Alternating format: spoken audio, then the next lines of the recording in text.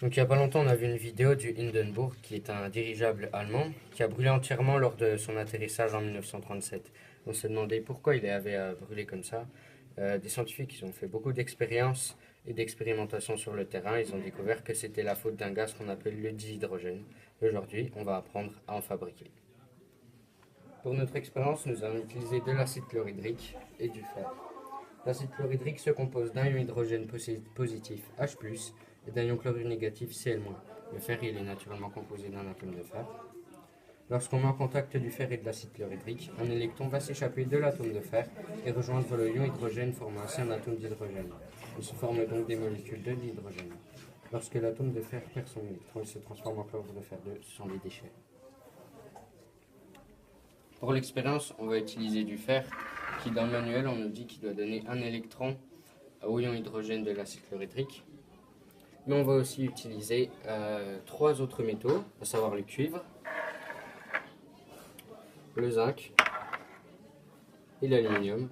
Et on les utilise pour savoir s'ils ont aussi la propriété de donner des électrons au ion hydrogène de l'acide chlorhydrique.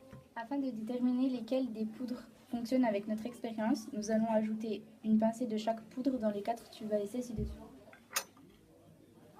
Du fer,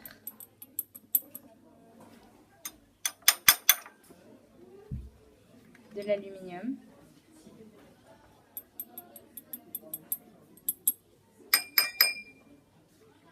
du zinc et pour finir du cuivre.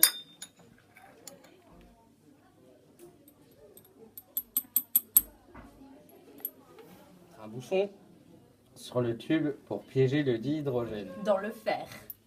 Donc il y a un trou dans le bouchon pour que le dihydrogène s'accumule, mais pas trop, parce que s'il s'accumule trop, ça va faire exploser le bouchon. Donc on voit ici qu'il y a des petites bulles, mais on voit quand même que l'action de l'aluminium elle est assez lente. C'est pourquoi on a utilisé le fer et non l'aluminium, parce qu'il est plus dangereux en raison de sa lenteur.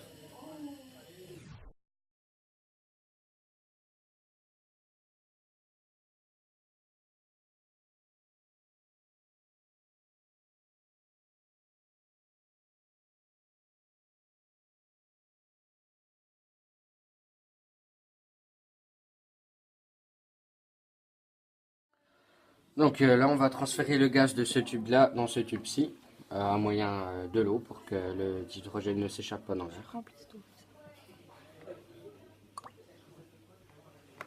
Donc là on met le tube avec le dihydrogène dans l'eau, comme ça on peut enlever le bouchon.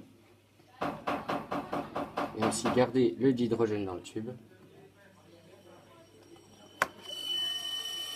Donc là on peut soulever un petit peu le tube hors de l'eau, mais pas trop longtemps parce que sinon trop d'hydrogène va s'échapper. Et là on fait la transition d'un tube à l'autre.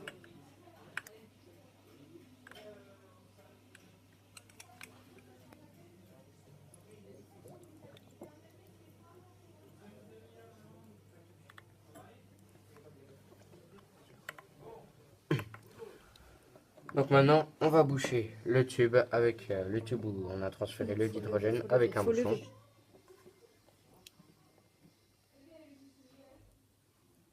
Voilà, on a notre dihydrogène dans un nouveau tube. Donc on sait qu'après la création du dihydrogène, on a des déchets, donc des ions chlorure et des ions fer 2. Donc on va essayer de prouver la présence des ions chlorure grâce au nitrate d'argent.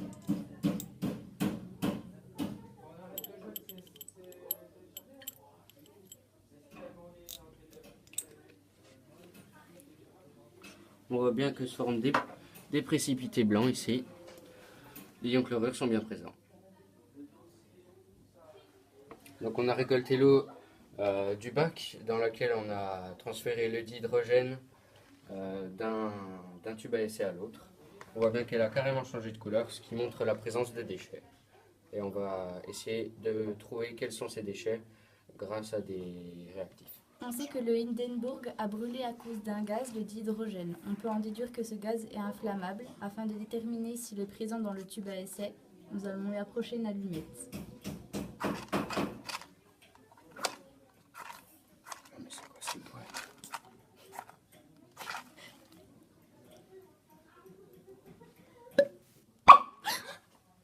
Voilà, on a bien déduit que c'était du dihydrogène parce qu'il s'est enflammé. Et notre expérience, c'était de créer du dihydrogène. On a bien réussi car on a réussi à prouver sa présence grâce à une allumette enflammée. Le gaz a bien pris feu, c'était donc du dihydrogène. Nous avons échangé le dihydrogène d'un tube à l'autre. Nous l'avons fait dans l'eau et cette eau a complètement changé de couleur. Ce qui prouve qu'il y a donc des déchets. Elle est devenue orange. Nous avons quand même réussi à prouver la présence des déchets. On voit bien dans ce tube. Alors on a ajouté de la soude pour prouver la présence d'ion fer 2. Et dans ce tube, on a ajouté des nitrates d'argent pour prouver la présence d'ion chlorure. L'expérience est réussie.